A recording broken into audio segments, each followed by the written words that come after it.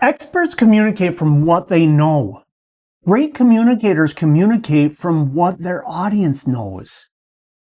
That sounds like a small difference, but it changes your examples, your pacing, your structure, and whether anyone actually understands you at all. Think about riding a bike. I know how to ride one.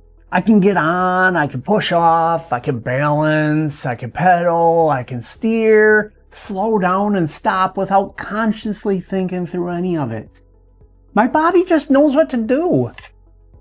But one day I caught myself thinking about what would happen if I had to explain that process to someone who had never touched a bike.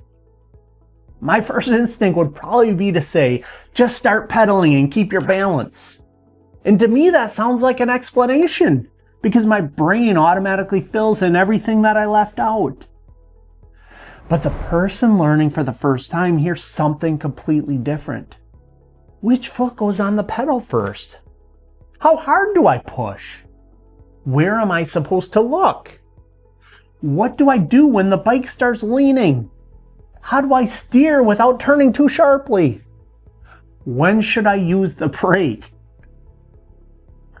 And how am I supposed to keep my balance when balance is the very thing I don't know how to do?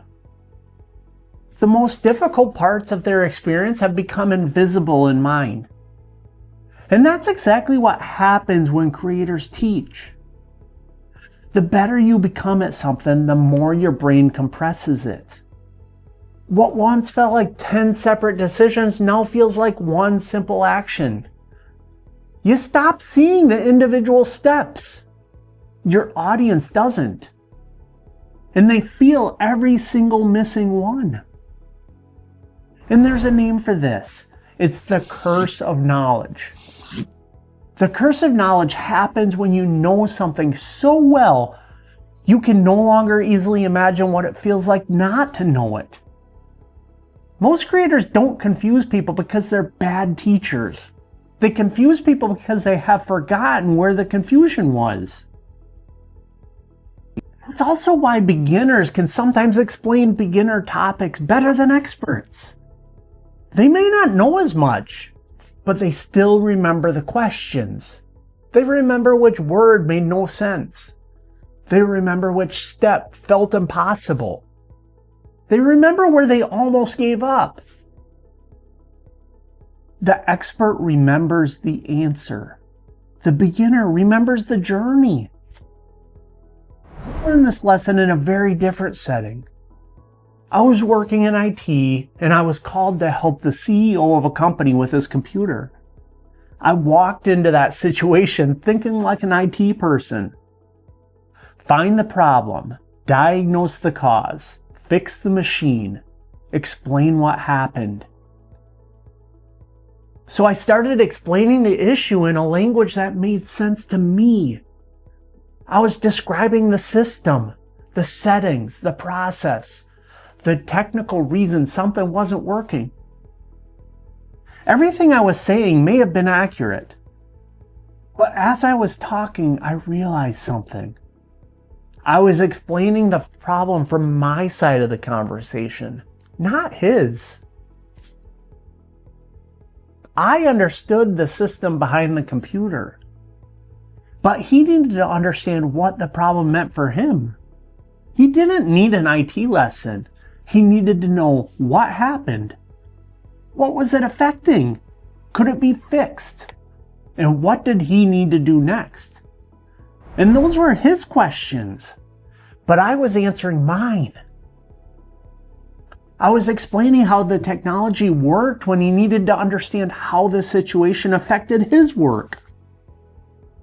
That moment stayed with me because I realized that an explanation can be completely correct, but still completely fail. You can use the right terminology. You can include every important fact. You can understand the subject better than anyone else in the room and still leave the other person lost. Because communication is not measured by what leaves your mouth. It's measured by what reaches the other person. From that point forward, I started thinking differently about teaching. Instead of asking, how do I explain what I know? I started asking myself, what does this person need to understand? That's the shift. Experts communicate from their knowledge, but great communicators communicate from the audience's knowledge.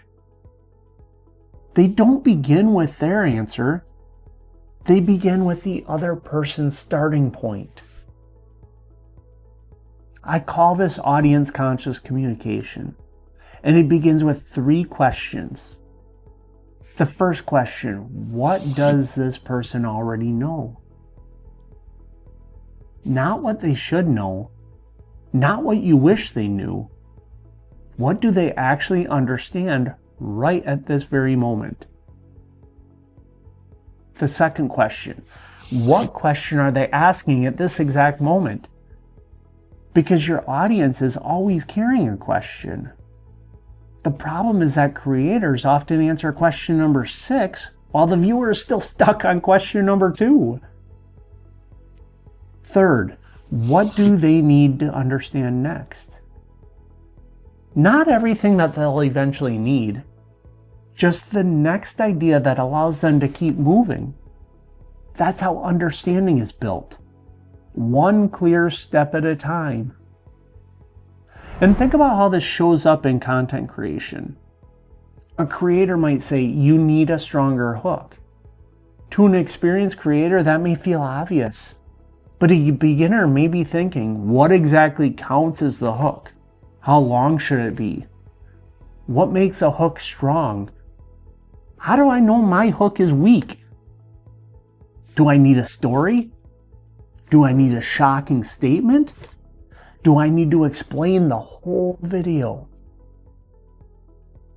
Saying use a stronger hook gives them more advice. It doesn't necessarily give them more understanding. A better explanation begins where they are. It answers the first question before moving on to the second. That's why your job is not to organize information. Your job is to organize understanding. And those are completely different things. Organizing information asks, did I include everything? Organizing understanding asks, can the viewer follow this? Organizing information begins with your outline, whereas organizing understanding begins with their questions. Organizing information often follows the order in which you learn the subject. Organizing understanding follows the order in which they are ready to receive it. And that changes everything. It changes the words that you use. It changes which examples you choose. It changes when you introduce a new concept. It changes how quickly you move. It even changes which details you leave out. Because clear communication is not about saying the most. It's about giving the right idea at the right moment. So before you make your next video, do one thing. Write down the first 3 questions your viewer is likely to ask. Not the questions that you want them to ask. Not the questions that make your content sound advanced. But the questions they're already carrying when they click. And then place those questions right next to your outline. Does your video answer them in that order? Does it use language they can understand at that point in their journey? Does it skip a step simply because that step feels obvious to you? Every time you find yourself saying obviously, of course, as you already know, or all you have to do is stop. That may be the exact moment the curse of knowledge is showing up. Your expertise isn't the problem. Your expertise is valuable, but expertise becomes communication only when you build the bridge between what you know and what the audience knows. You don't build that bridge from your side, you build it from theirs. Your job is not to prove how much you know. Your job is to make sure someone else understands. So before your next video, write the viewer's first 3 questions and then build your explanation from there.